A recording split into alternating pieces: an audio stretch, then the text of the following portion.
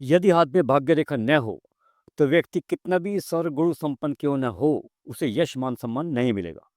व्यक्ति के हाथ में चाहे सभी रेखाएं दूषित हों, कमजोर हों, लेकिन भाग्य रेखा साफ सुथरी गहरी होकर जलती हो तो व्यक्ति के सारे दुर्गुण छिप जाते हैं। भाग्य रेखा होने से थोड़े से ही परिश्रम से बड़ी सफलताएं प्राप्त होती हैं, और भाग्य रेखा न होने से कड़ी मेहनत के बाद भी सफलता प्राप्त नहीं होती। मित्रों, एक बात हमेशा ध्यान रखें, कोई भी रेखा कहीं से भी निकलकर अगर शनि पर्वत पर पहुंच जाए, वही भाग्य रेखा कहलाती है। इसे शनि रेखा भी कहा जाता है। अगर भाग्य रेखा चलते चलते रुक जाए तो जीवन में बहुत अधिक तकलीफ उठानी पड़ती है।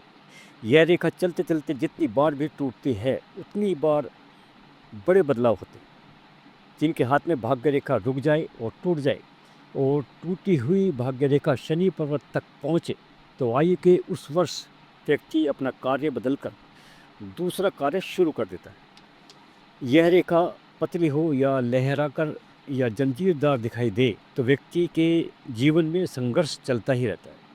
यदि दोनों ही हाथ में भाग्य रेखा नहीं हो तो व्यक्ति गुमनाम जिंदगी जीता है। भाग्य रेखा से कोई शाखा निकलकर सूर्य पर्वत तक पहुँचे तो व्यक्ति को कला के क्षेत्र में प्रसिद्धि मिलती है। यदि शुक्र पर्वत बलवान हो और शुक्र पर्वत से भाग्य रेखा शनि पर्वत तक जाए तो स्त्री वर्ग के सहयोग से कला के क्षेत्र में व्यक्ति नाम कमाता है।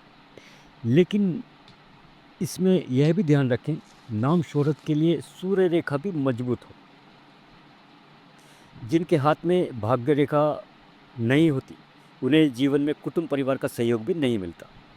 वे अपने जीवन में जो कुछ भी प्राप्त करेंगे, अपने दम पर ही कर पाएंगे। भाग्य रेखा की शुरुआत अगर राहु क्षेत्र से हो, मस्तिष्क रेखा के आसपास से हो, तो बुढ़ापे में सफलता मिलती है और आश्चर्यजनक रूप से मिलती है।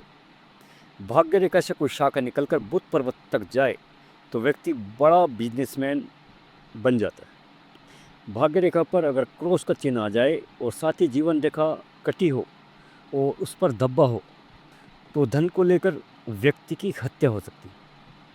यदि भाग्य रेखा मुड़कर वापस नीचे की ओर जाने लगे तो जितनी तेज़ी से व्यक्ति प्रगति करता है, उतनी ही तेज़ी से उसका पतन हो जाता है। जीवन में जो भी कमाया सब कुछ समाप्त हो जाता है। भाग्य रेखा से कोई शाखा निकलकर गुरु पर्वत तक पहुँचे तो व्यक्ति देश का नामी गिरामी संत महापुरुष होगा, लेकिन गुरु पर्वत बलवान होना चाहिए।